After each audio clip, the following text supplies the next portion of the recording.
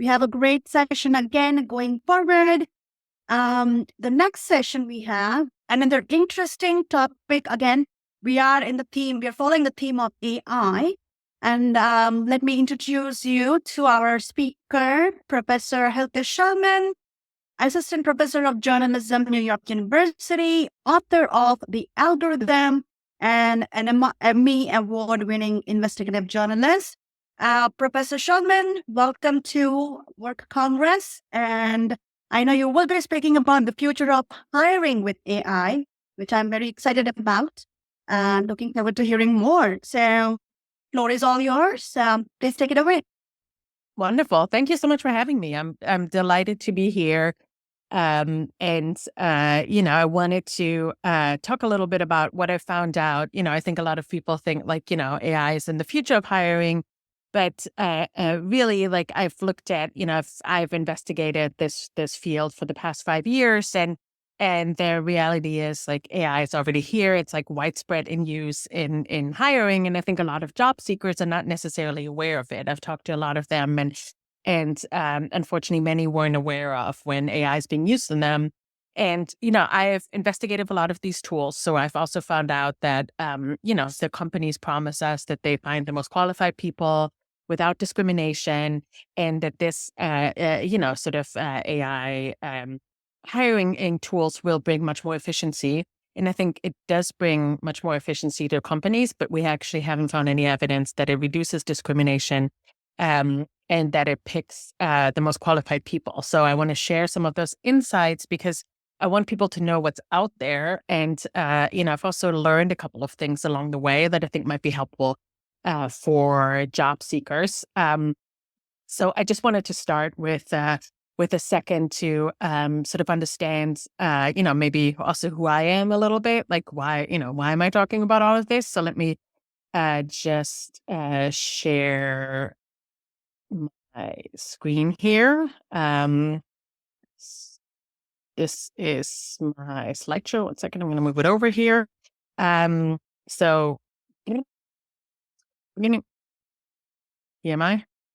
Here's a book that I wrote about all of this. And as you can see, I've published widely about this topic in the in the New York Times, the Wall Street Journal, my longtime home, MIT Technology Review, The Guardian. And I wanted to share here where we see AI tools being used in the hiring funnels. We see it in sourcing when recruiters may reach out to folks. And I think what I've also learned is now AI tools that, when companies want to diversify, so this is before you've applied. So this is just built, sourcing potential candidates. So some companies may use AI that may infer, are you from your LinkedIn or from, sort of other data exhausts that you leave on the internet if you are a person of color or a woman. So, for example, if I would be, while I was doing a film on Pakistan, I was part of the South Asian Journalism Association. If that was on my resume, the tool would infer that I'm South Asian. If I'm part of the Women's Chess Club, the tool would infer that I'm a woman. So I just wanted to let people know that is out there. And then we see AI tools very widely used in the screening phase, meaning when you upload your application to LinkedIn or Indeed or any of these large job platforms, they all use some form of AI. And, they use it to sort of on the other side, recruiters don't want to see 2,000 resumes just bundled up in a folder. They want it ranked, right? Who is the possibly the best candidate and who is one that they maybe shouldn't be calling. So that's one way we see it. We also see large companies, if you go to their website and apply directly there, they also often use applicant tracking systems that now most of them have AI built in. And we know actually that almost all Fortune 500 companies use AI tools in their hiring funnel, from wide candidate pool closer and closer. So we also see it, once there's sort of a resume screening, we often also see it in the interviewing phase, where companies ask candidates to use one-way video interviews or one-way audio interviews, where you get, phone pre-recorded messages on your phone or on your desktop, and you just record yourself answering. Sometimes HR folks are watching these, bless their heart. But often we also see that companies may opt to use AI to screen and rank candidates. And then we also see it in the selection phase. I'll talk a little bit, and you'll see some of the video games some companies ask candidates to play. And we also see AI tools sometimes used in background checks, in employment checks, and also for hiring. So I'm just going to start with, and I wanted to talk a little bit about the scope. This is HireVue, one of the companies that I first encountered. And they're the leaders in the one-way video interview space. And, when I first saw them, they were doing facial expression analysis, intonation of voice analysis, words that people use. And it was just, looked kind of like, that this may be possibly magic, that we have superseded humans or something. I just wanted to know more. So I wanted to share this. And, most of the time, so these technologies are often used on, sort of blue collar jobs, hourly jobs in fast food and retail. That's where we probably see the most use of them. We've also seen flight attendants being screened with AI. I've also found teachers. So there's different use cases, but often where you have, large companies that have to hire ongoingly, that we see probably the most usage. So I just wanted to share this like super quick 2-minute video from the Wall Street Journal when I first started investigating this. So let me just get this. So you'll see, I think it's a really good use case to show how these tools work. So this is, we begin to see my colleague, Jason Bellini, and we went to Utah to understand, like, how do these tools work? Share this. Our exploration of the new world of hiring with a visit to the headquarters of one of the companies that's pushing the envelope, HireVue. Its artificial intelligence assessment tool is used by over 50 companies, including Unilever and Hilton, which both declined to comment. This, I'm told, is a typical digital interview for someone applying to become a customer service rep. It confronts me with several scenarios that on the job I might encounter. Here we go. Right now. I'm here to try to make things better. I go into this knowing something that HireVue acknowledges many job candidates potentially do not, that my responses are being assessed not by human beings, but by AI, analyzing my tone of voice, the clusters of words I use, and my micro expressions. So here's what's wild to me.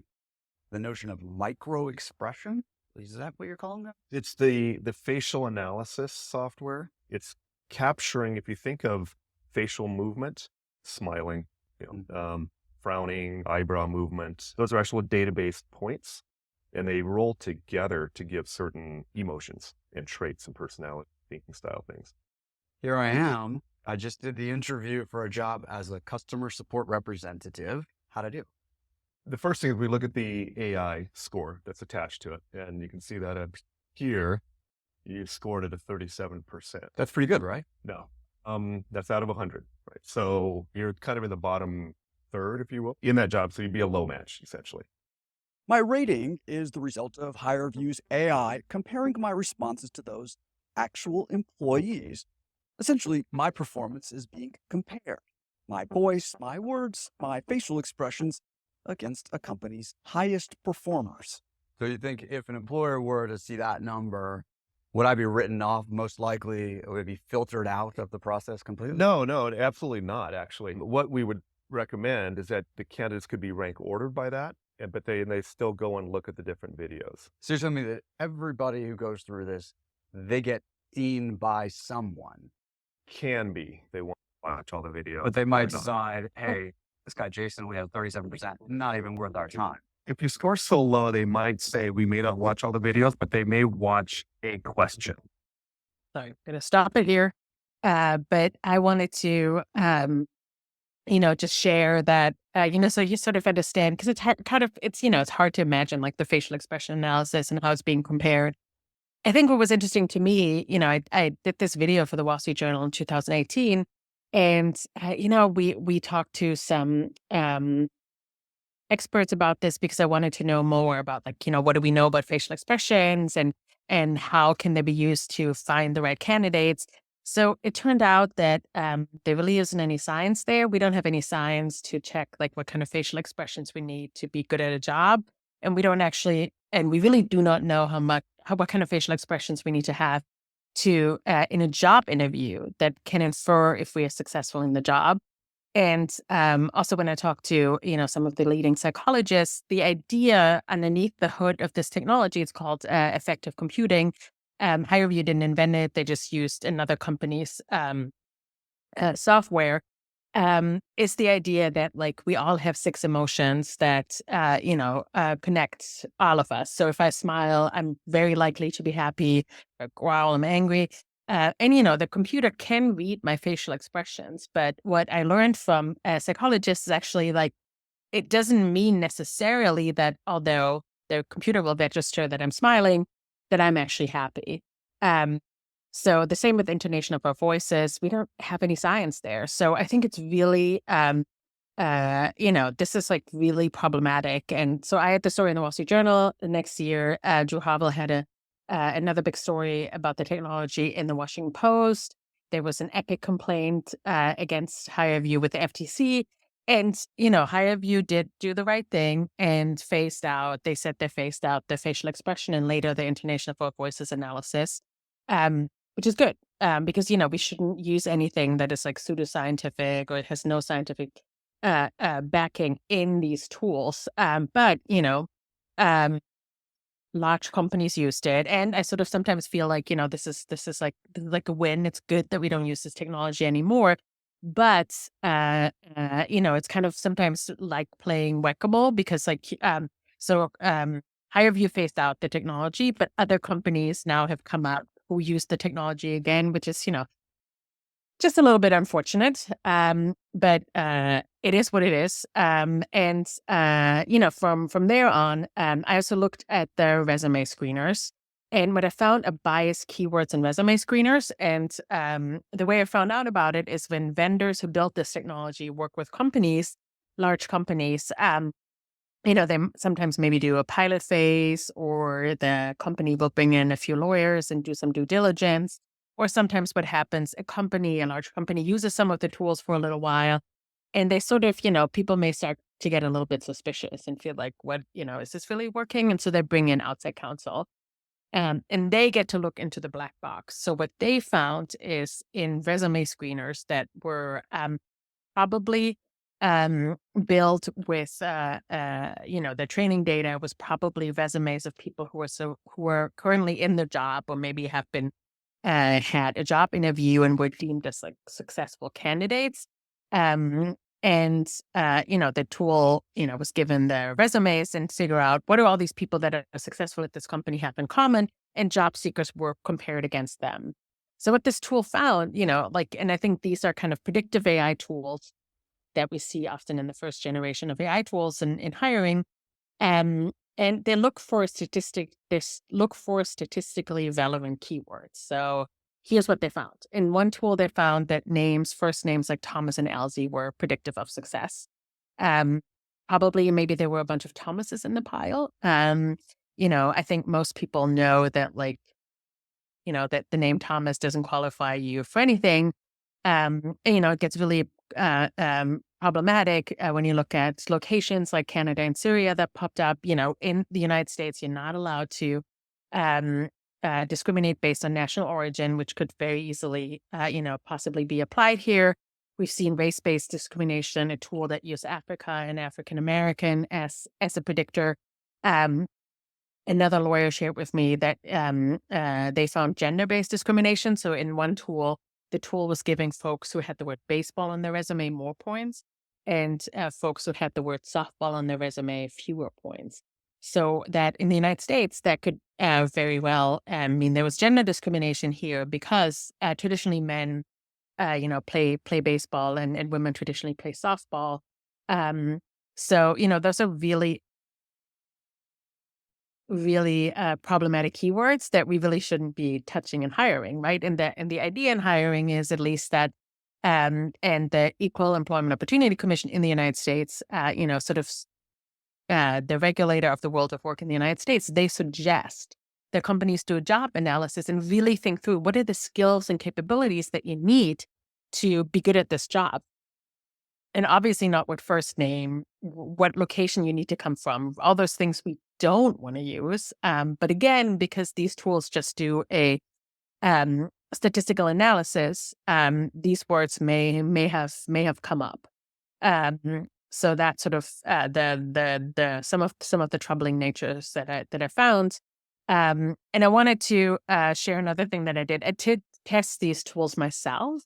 And this is a tool I tested. It's called My Interview, where I did a video interview. It only looked at the intonation of my voice and the words that I use. And what was kind of interesting when I answered, I set up a job and I said, asking questions like, what are your strengths and weaknesses? And when I answered all the questions in English, and, sort of talked about why I would be a good office manager and researcher, I got I think 78% or so of a match score, meaning I was 78% qualified for the job. And then I did this test where I thought about what is with people who may have a disability, maybe people who have an accent, will the tool quote unquote understand them as well as other folks? So these AI tools generally don't read out the recording, but they do a speech to text transcription, and then the interview will be scored based on the transcription. So I was like, okay, let's try this out. So I spoke to the tool in German, which is my native language. And I had assumed that, I wouldn't reach some sort of threshold that companies describe to me that you as a candidate have to reach. And therefore there would be an error or message that I would get. But that kind of didn't happen. So I have a minute here from a podcast that we did on this.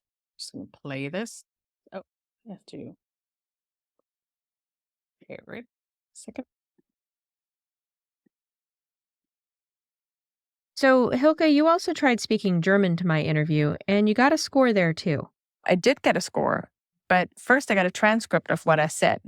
Okay, so this is what it interpreted your words to be. And I'm just going to read from the transcript here, which does not make a lot of sense. So, humidity is a desk, a beat up. Sociology does it iron. Mind material, nematode adapt. Secure location, Masons the first half gamma their fortunes in. Yep, it's gibberish. Okay, what results did you get from this? I was scored a 73% match for the role, although I didn't speak a word of English, and the things I said in German had nothing to do with the questions I was asked or with the job itself. Because you were reading a German Wikipedia page. Yeah, actually, 73% is pretty high. And I wanted to make sure this language discovery was just not based on me speaking German. So one of the graduate students who I work with was kind enough to record herself in Chinese reading the same Wikipedia text. She scored 80%, and her English transcript is gibberish just like mine. Right, bringing us back once again to this question of, are these machines making decisions based on scientific evidence, or are they just guessing? Yep. So I think, those are kind of important things, I think, to sort of show that, we always think that AI is super precise and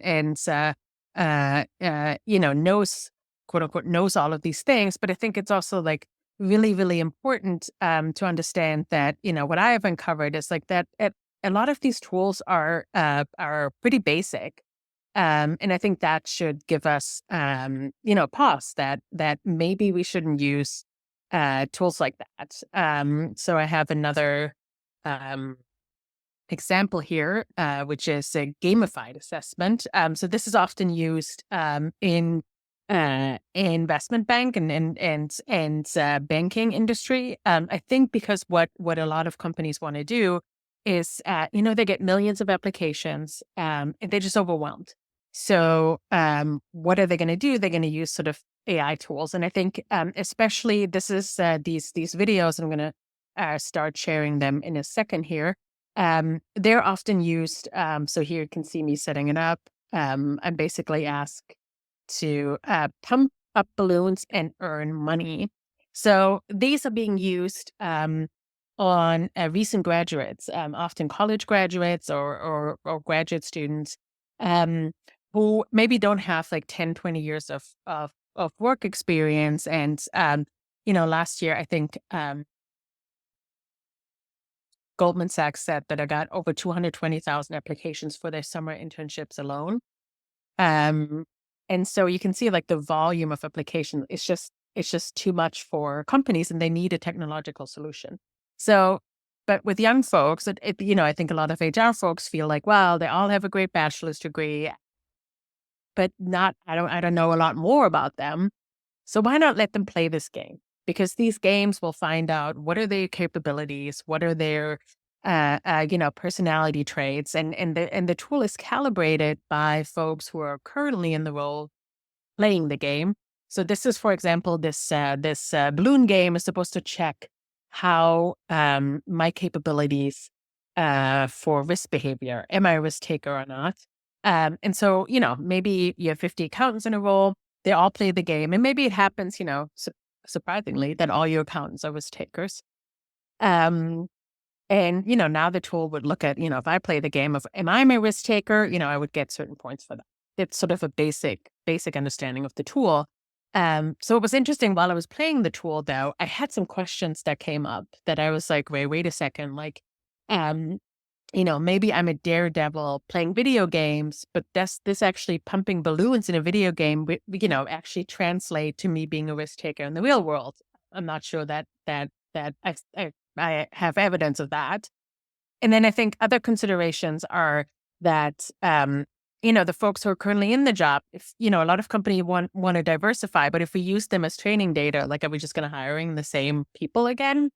And the question is also like, is risky behavior actually something, risk taking, that is something that you need to do in this job? Otherwise, if it has nothing to do with the job, why are we looking for this? It makes no sense. In fact, like, you could discriminate against or not discriminate, but you could reject really qualified people because you don't look at the right things to hire for. So I think those are real concerns. And my other really big concern about these games is for folks who have a disability. And, I want to show this again at one of the tools here that I tested. There's no audio here. This one is called Hard and Easy Task. And so here is, and you see me playing this game, I'm being asked to choose a hard or an easy task. And then the hard task is to hit the space bar as fast as possible to complete, the bar coming up. You'll see it again in a second. I'll play it again. And, it's really interesting. When I was playing this, I was like, what does this have to do with the job? Same with the balloon playing, right? Like, I've never had a job where I had to like hit the space bar as fast as possible. But when I was playing the game with Henry Claypool, who is a disability advocate, and he has a physical disability himself, he's quadriplegic. He was really worried that, like, what would happen if somebody who has like a motor disability encountered this game? It might be too late to ask for an accommodation. Also, a lot of people with a disability don't want to ask for accommodation because they don't want to, end up on the quote unquote pile B that no one ever looks at, right? That's sort of the fear. But also, like, if I had a disability, I would start playing the game. I wouldn't know what I would encounter. And the other problems that we see with often folks who are already marginalized in the workforce today, and I would argue that human bias has gotten us here, right? That people with disabilities, at least partially, and people of color and women haven't been, people haven't trusted them to fully do the jobs, and they haven't gotten promoted or hired as well as a lot of other men. So often, people with disabilities underemployed. So they're often not in the training data if we train the tools with people currently in the role. And then the other problem is that people who have a disability, their disability is often individually expressed. So maybe you have somebody who is autistic in the training data, who plays the game, and then you have a job seeker who is autistic, but you probably don't have enough because it's all about a quantitative assessment. And I think the other thing is that the other problem could be that one person with a disability just expresses themselves so differently than somebody else. So it could be that you just discriminate people just by because they have a disability. And I think that is a real problem in these tools, and I have not seen companies address it and the vendors. And I wanted to. So I think we really have to do more work. So I think the first generation of these tools have really shown this is not working really well because maybe we have just digitized the old school methods into a digital tool, and we haven't really thought about how could we hire better. So I want to really push people to think about skeptical about these AI tools, think through how can we hire more holistically. I also want to have folks who build these tools really think about transparency, explainability, because I think the problem that we see in a lot of these machine learning tools, they use deep neural networks. Doesn't matter what that means, but it often means that we don't know what the computers infer upon, and that strikes me as really problematic when the people who build the technology and the people who use the technology do not know how it actually functions. There can be a lot of misfires, for example, the locations or the names. So I'm urging companies to really rethink and rebuild their tools. I think what has been really helpful for job seekers, and this is sort of my last point, is ChatGPT has been really helpful. I think a lot of job seekers felt like they didn't have enough agency. Their applications go to LinkedIn and they never hear from a company. But now they feel wait a second, I can use ChatGPT to polish my resume, maybe to generate a cover letter. And, some people laugh at, sort of joke about it. It's like AI against AI. They know that companies use AI. We also see job seekers use ChatGPT to understand what are the most often asked questions in job interviews, what are the best answers, and, really use the tool to train themselves. And there are training programs out there if you want to use that. I think also one last tip I have is make your resume machine readable. And maybe use, a job scan and other tools out there to check, does my tool, the job description and the resume, how much do they overlap? So there's a couple of things that you can do. So just leaving that there. Feel free to contact me on LinkedIn. There's only one Hilke Schellmann, so you'll find me. I have some of those tips there. They're also in the book. And thank you so much for being here, paying attention. And I love to connect with folks and learn about their experiences with these tools.